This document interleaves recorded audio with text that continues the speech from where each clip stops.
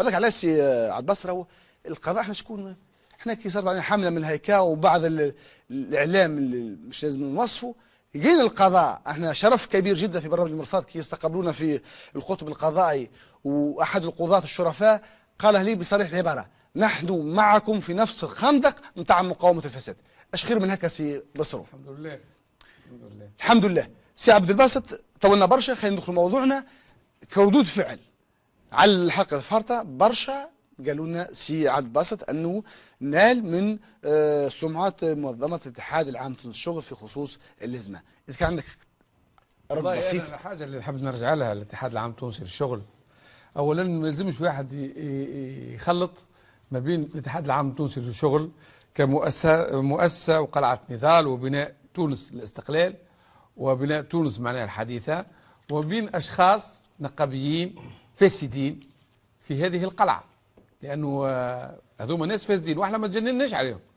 وقت اللي جبدنا ولد سي عبد السلام جراد اللي خذا مكافاه مثلا مباشره، انه انسان هنا هاو نوريكم اللي هو دخل برتبه اوفرييه يعني عامل وبقدرة قادر لهنا راوه شيف دو ديبارتمون.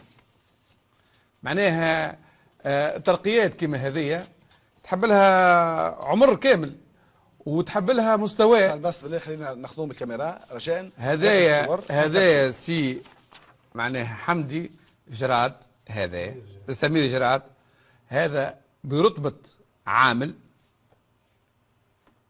فهمتني. هنا كاليفيكاسيون نتاعو اوفريي. طيب ولهنا وقتاش هذا سماح الساعه؟ هذا في شركه الخطوط التونسيه الساعه، في شركه الخطوط التونسيه اي نعم. ولهنا الراوه بتاريخ 24/11/2008 يصبح شيف دو ديبارتمون.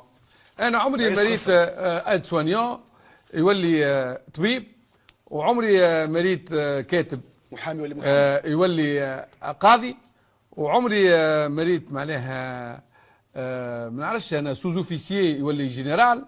وهذه معناها رتب لازمها مستوى علمي ولازمها كفاءة، حتى ولو يكون البشر عنده حماس كبير وشيء وبعد يقول لك الشركات هذه فلست لعدم الكفاءة.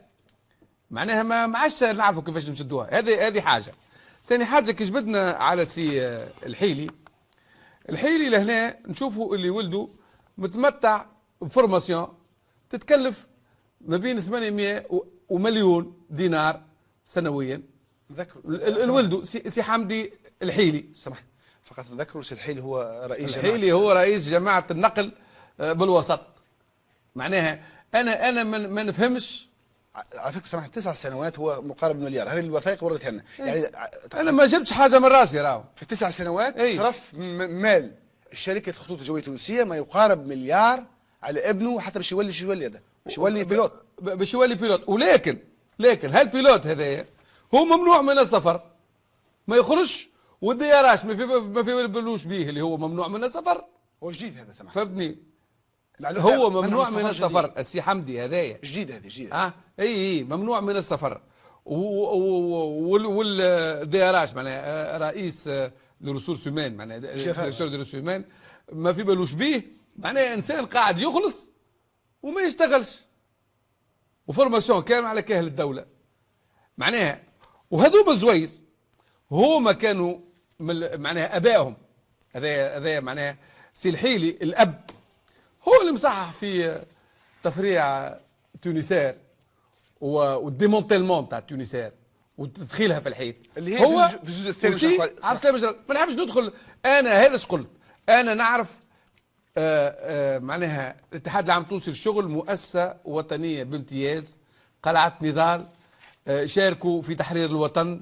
حد ما ينكر معناها جميل فرحات حشاده الله يرحمه، احمد التليله الله يرحمه، احمد بن صالح الله يرحمه، هاو نحبوا اي يرحموا بحيه حتى في الحياه حي وميت.